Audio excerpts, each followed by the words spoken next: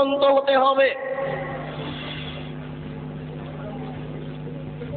এদেশের মাটিতে অসংখ্য বনী ইসরায়েলের কাহিনী পেশ করা হয়েছে। আইয়ুব আলাইহিস সালামের স্ত্রী রাহমা মাথার চুল কেটে দিয়েছিলেন, ধরা পড়েছিলেন, ইতিহাস মিথ্যে। আইয়ুব আলাইহিস সালামের শরীরে পোকা হয়েছিল, এই তাফসীর মিথ্যে। বনী ইসরায়েলের কাহিনী চলবে না। অসংখ্য মিথ্যা তাফসীর রয়েছে। ইব্রাহিম আলাইহিস সালাম 3 দিন 300 উট জবাই করেছিলেন, এই তাফসীর মিথ্যে। ইব্রাহিম আলাইহিস সালাম ছেলেকে কুরবানি করার সময় চোখে কাপড় বেঁধেছিলেন, এই তাফসীর মিথ্যে। ইউসুফ আলাইহিস সালামের সাথে জুলাইখার বিবাহ হয়েছিল, এই তাফসীর মিথ্যে। দাউদ আলাইহিস সালাম জনৈক মহিলার প্রেমে পড়েছিলেন, এই তাফসীর মিথ্যে। হারুত মারুত দুইজন ফেরেশতা জোহরা নামক মেয়ের প্রেমে পড়েছিল, এই তাফসীর মিথ্যে। এই দেশের মাটিতে লক্ষ লক্ষ মিথ্যা তাফসীর আছে। এদেশের তাফসীর মাহফিল বন্ধ করুন। দাখিল পাস শিক্ষক আপনাদের সামনে এসে একেবারে প্রধান মুফাসসির হয়ে মিথ্যা তাফসীর করে যাচ্ছে, এই তাফসীর মাহফিল বন্ধ করুন। পেশাজীবী বক্তাদের বক্তব্য বন্ধ করুন, সিজনাল বক্তব্য বন্ধ করুন, শরীয়ত বাঁচানোর চেষ্টা করুন। 12 মাস বক্তব্য চলবে, বর্ষার সিজনেও চলবে, এটাই শরিয়ত। কোরআন এবং সহিহ হাদিস ভিত্তিক আলেম ওলামা এই দেশের মাটিতে দিন প্রচার করবে, এটাই শরীয়ত। শীতকালীন মৌসুমকালীন এদেশের বক্তা পেশাজীবী হিসেবে তার জীবিকা নির্বাহের উদ্দেশ্যে আপনাদের সামনে মিথ্যা কথা বলে সকালে টাকা নিয়ে বিদায় হবে, আপনারা তাদেরকে সম্মান সহকারে বিদায় করবেন, এটা আপনাদের দিনের অপমান করা হচ্ছে। বিচারের কাঠ গড়াতে যেদিন জবাব দিতে হবে সেদিন বুঝতে পারবেন শরীয়ত মিথ্যা কাকে বলে। আপনি একজন তার সহযোগী। আল্লাহ রাসূল আমাদেরকে বললেন এই 3টি বাক্য, পরের একটি বাক্য আল্লাহ রাসূল আমাদের লক্ষ্য করে বলেন, কাফা বিল মারই কাযিবান ওয়া ইউহাদ্দিসু বিকুল্লি মা সামিআ। একজন মওলানার মিথ্যুক হওয়ার জন্য এতটুকুই যথেষ্ট, শরীয়তের কোনো কথা তদন্ত না করে বলবে। একজন মওলানা সাহেবের মিথ্যুক হওয়ার জন্য এতটুকুই যথেষ্ট, একটা শরীয়তের কোনো কথা তদন্ত না করেই বলবে। একজন মওলানা সাহেবের মিথ্যুক হওয়ার জন্য এতটুকুই যথেষ্ট, শরীয়তের কোনো কথা তদন্ত না করেই বলবে। জনৈক মওলানা সাহেব বলছেন, আল্লাহর নবী কোনো বাচ্চার মাথায় হাত দিলে সেই বাচ্চার মাথা থেকে আতরের সেন্ট ছড়িয়ে পড়তো, মিথ্যে কথা। জি না, এরকম তো ঘটেনি কোনোদিন। না, রাসূলের নামে এই কথা তো ছড়ানো যাবে না। যে কোনো কথা, যে কোনো কাহিনী আমরা জানি আস্তাগফিরুল্লাহ আল্লাযী লা ইলাহা ইল্লা হুয়াল হাইয়ুল কাইয়্যুম, ওয়াতুবিলাই, ক্ষমা চাওয়ার এই দোয়া। আস্তাগফিরুল্লাহ রব্বি মিন কুল্লি যামবি ওয়াতুবিলাই, আস্তাগফিরুল্লাহ রব্বি মিন কুল্লি যামবি ওয়াতুবিলাই। এই দোয়া তো খুঁজে পাওয়া যায় না, রাসূলের নামে আসলো কি করে? কে জবাব দিবে? ঢাকা শহরের বংশালী হচ্ছে আহলে হাদিসের মূল ভিত্তি। বংশালের সুযোগ্য জ্ঞানী মানুষই জবাব দিবে। জবাবের জন্য ঢাকা বংশালী দায়ী মূলত, আমি এটাই মনে করি। এখানে আহলে হাদিসের মাদ্রাসা আগে স্থান পেয়েছে। বংশালের মানুষেরাই ঢাকা শহরে আগে থেকে ভিত্তি স্থাপন করেছে। আমরা গ্রাম প্রত্যন্তল থেকে একেবারে পল্লী এলাকা থেকে বংশালে যখন পৌঁছি তখনই মনে করি আহলে হাদিস অধ্যুষিত এলাকায় পৌঁছেছি। এটা আমাদের গৌরবের বিষয়। বংশালের বড় বড় সুবিজ্ঞ মানুষ এর জবাব দিবে। যেই দিন বুদ্ধি হয়েছে সেই দিন থেকে দেখেছি আস্তাগফিরুল্লাহ লানা ওয়া লাকুম সালাম দেওয়ার সময় দোয়া পড়ে আসি। আমার শিক্ষক চাচা মক্তবে মসজিদে আমাদেরকে পিটিয়ে এই দোয়া মুখস্থ করিয়ে নিয়েছেন। এই দোয়ার ভিত্তি কোথায়? কে জবাব দিবে? জবাব দিবে কে?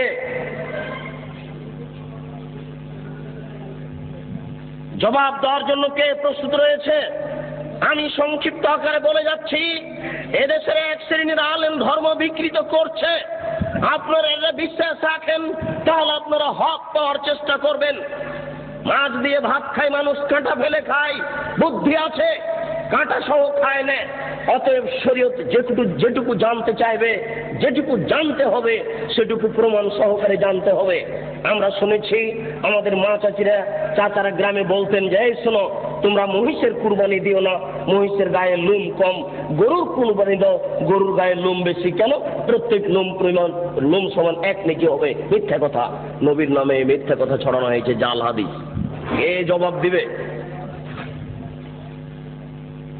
কিয়ামতের মাঠে নেকির পাল্লাই এই কুরবানির গরু, নাড়ি ভুঁড়ি সবকিছু ওই নেকির পাল্লাই চাপিয়ে দেওয়া হবে। এই হাদিস আমাদেরকে শোনানো হয়েছে। এই হাদিস মিথ্যে, এর জবাব কে দিবে? গরু দিয়ে, উট দিয়ে আকিকা চলে না, এই হাদিস মিথ্যে, এটা জাল হাদিস, রাসূলের উপরে এটা বানিয়ে ছড়ানো হয়েছে। এর জবাব কে দিবে? বাচ্চার কানের পাশে আজান দিতে হবে, এ কথা সত্য। ডান কানে আজান দিতে হবে, বাম কানে একামত দিতে হবে, এ হাদিস মিথ্যে। রাসূল এ কথা বলেননি। এই হাদিসের জবাব কে দিবে? মায়ের দিকে সোনজরে তাকালে কবুল হজের সমান নেকি হয়, এ হাদিস মিথ্যে। মায়ের পায়ের নিচে জান্নাত, এ হাদিস সত্য। মায়ের পায়ের নিচে জান্নাত, এ হাদিস ঠিক। মায়ের পায়ের নিচে জান্নাত, এ হাদিস ঠিক। বাপ মায়ের নিকটে বাপ মায়ের দিকে সুনজরে দেখলে কবুল হজের সমান নেকি হবে, এ হাদিস রাসূলের উপরে মিথ্যা আরোপ করা হয়েছে। এই জবাব কে দিবে? এই জন্য মনে রাখবেন, রাসূল সাল্লাল্লাহু আলাইহি ওয়াসাল্লাম একদা যাচ্ছিলেন মেরাজে জিবরাইল আলাইহিস সালামের সাথে। তিনি দেখলেন কতগুলি লোকের জিহ্বাকে আগুনের কেঁচি দিয়ে কেটে দেওয়া হচ্ছে। কতগুলি লোকের জিহ্বাকে আগুনের কেঁচি দিয়ে কেটে দেওয়া হচ্ছে। আল্লাহর নবী বললেন, মান হাউলায়ে? জিবরাইল, এরা কারা যাদের জিহ্বা কেটে দেওয়া হচ্ছে? জিবরাইল আলাইহিস সালাম বলেন, হাউলায়ে খুতবাইন উম্মতিক, এরা হচ্ছে আপনার উম্মতের বক্তা, যারা বক্তৃতা করে বেড়াতো, তাদের জিহ্বা আগুনের কেঁচি দিয়ে কেটে দেওয়া হচ্ছে। কি বুঝলেন? কি বুঝলেন? আর আমি কি বুঝালাম? বুখারী শরীফের এক হাদিসে এসেছে, আল্লাহর নবী বলছেন, নিজে ইয়াউমুল কিয়ামা মাওলানা সাহেবকে কিয়ামতের মাঠে জাহান্নামে নিয়ে যাওয়া হবে। জাহান্নামে নিক্ষেপ করার সাথে সাথে তান্দালে কক্তা বহু, মাওলানা সাহেবের নাড়ি ভুঁড়ি সব ঝরে পড়ে যাবে। মাওলানা সাহেব ঘুরতে থাকবে তার নাড়ি ভুঁড়ির চতুর্দিকে। আপনারা তো শহরের মানুষ, বুঝতে পারবেন কিনা, আমরা তো পল্লীর মানুষ, এ কথা খুব ভালো বুঝি। ধান মাড়ার সময়তে, গরুর পায়ে ধান মাড়ার সময়তে গরু ধানের উপরে এভাবে ঘুরে। ধান মাড়ার সময়তে, ধান গাছ থেকে ঝরানোর সময়তে গরু ওই ধানগুলির ওপরে যেভাবে ঘুরে, মাওলানা সাহেব তার নাড়ি ভুঁড়ির চতুর্দিকে ঘুরবে। ফাজতামা আলাইহা আহলুন নার, জাহান্নামীরা সেখানে জমা হয়ে বলবে, মালাক, খবর কি হুজুর? আপনার কেন এই অবস্থা? আনতা তা'মুরুনা বিল মারুফ ওয়া তানহা আনিল মুনকার। হুজুর, আপনি তো আমাদের ভালো কথা বলছিলেন, মন্দ থেকে নিষেধ করছিলেন, হুজুর আপনার অবস্থা কেন এরূপ?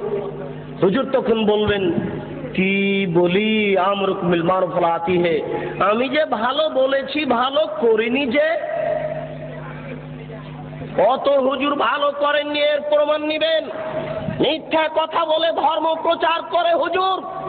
হুজুরকে সকালে 10,000 টাকা দিতে হয়। শতকরা 95 জন বক্তা মিথ্যুকে দেশের মাটিতে আমি ভাঙাচুরা ভিত্তে দ্বারা যা তদন্ত চালিয়েছি, তাতে আমার বুঝ শতকরা 95 জন বক্তা মিথ্যুকে দেশের মাটিতে মিথ্যা কথার ভিত্তিতে দিন প্রচার করছে।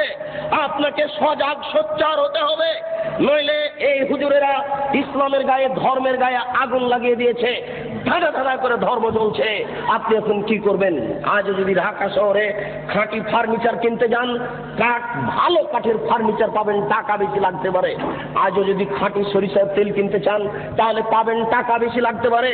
কিন্তু খাঁটি ধর্ম যদি পেতে চান, তাহলে সহজ নয়, খুব জটিল। জিজ্ঞাসা করলে বলবে বড় হুজুর বলেছেন, পীর সাহেব বলেছেন, বুজুর্গানে দিন বলেছেন, এই বলেই চলবে। বুজুর্গানে দিনের দোহাই দিয়ে ধর্ম চলে না। মাওলানা সাহেবকে যখন বলা হচ্ছে আপনার কেন এই অবস্থা, তখন মাওলানা সাহেব বলছেন, কি করি, আমি যে ভালো বলেছি ভালো করিনি যে। হুজুরের বাড়ি দেখেন না, হুজুরের বউয়ের কি অবস্থা? হুজুরের পায়জামাটা চাকরির নিচে আছে, এটা দেখা যায় না। হুজুরের চাকরিটা অবৈধ পয়সাতে আছে, এটা দেখা যায় না। হুজুর সকালবেলাতে টাকা কম হলে রাগ করছে, এটা বোঝা যায় না।